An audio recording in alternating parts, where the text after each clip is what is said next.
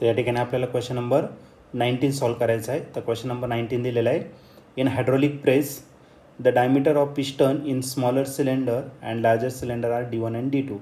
Larger cylinder जो आहे त्याचा डायमीटर D1 आहे आणि जो मोठा सिलेंडर आहे त्याचा डायमीटर D2 इतका आहे.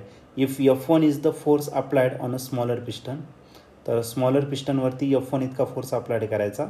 The force F2 on a larger piston is, तर F2 इतका फोर्स लार्जर पिस्टनवरती किती असेल तो आपल्याला फाईंड करायचा आहे. तर हा क्वेश्चन 2019ला आलेला होता.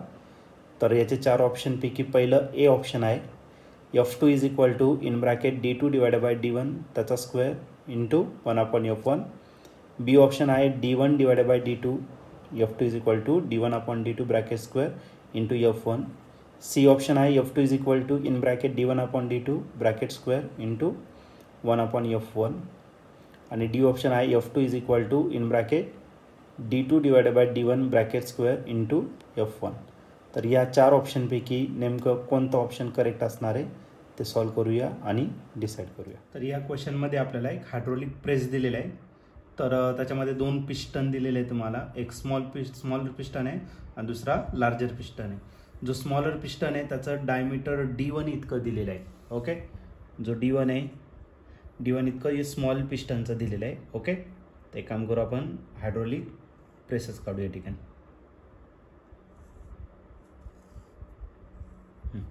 मग स्मॉल पिस्टन आहे आणि या स्मॉल पिस्टनचं डायमीटर किती आहे तर D1 इतकं आहे. आणि जो लार्जर पिस्टन आहे त्या लार्जर पिस्टनचं जे डायमीटर आहे ते किती आहे तर D2 इतकं त्याचं डायमीटर दिलेलं आहे आणि याच्यामध्ये ते लिक्विड असेल. ओके, असं दिलेलं आहे. त्यानंतर F1 हा फोर्स दिलेला आहे स्मॉलर पिस्टनचा. याच्यावरती जो फोर्स अप्लाइड करणार आहे तो फोर्स किती आहे तर F1 इतका फोर्स त्या ठिकाणी दिलेला आहे. ओके, आणि F2 जो आहे तो कुठे आहे लार्जर पिस्टनचा आहे आणि तो आपल्याला काय तो आपल्याला या ठिकाणी फाईंड करायचा. F2 याच्यावरती फोर्स लागणार आहे आणि तो F2 आपल्याला या ठिकाणी फाईंड करायचा आहे. या ठिकाणी आपल्याला यूज करायचा आहे Pascal's law. According to Pascal's law pressure P1 आणि प्रेशर P2 दोन्ही कसे असतील सेम. आणि प्रेशरचा जो फॉर्म्युला आहे तो काय तर फोर्स पर युनिट एरिया. मग F1A1 is equal to F2 divided by A2. आता एरिया जर घेतला तर एरियाचा फॉर्म्युला काय असेल πr². मग फोर्स F1 डिवायडेड बाय एरियाच्या जागा टाकणार πr1² is equal to F2 divided by πr2².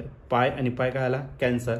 आता आपल्याला F2 फाईंड करायचा आहे. मग F2 इज इक्वल टू हा जो R2² इकडे डिवायडेड इकडे काय करा मल्टिप्लाय करा. मग R2 आणि हा करायला तर R1 दोघांचा स्क्वेअर आहे. एक काम करतो ब्रॅकेटचा स्क्वेअर करून घेऊ आणि इंटू करायला तर तुमचा F1 राहिला. ओके, आर आणि डायमीटर जर घेतलं तर दोघांचा रेशो कसा असणार सेम.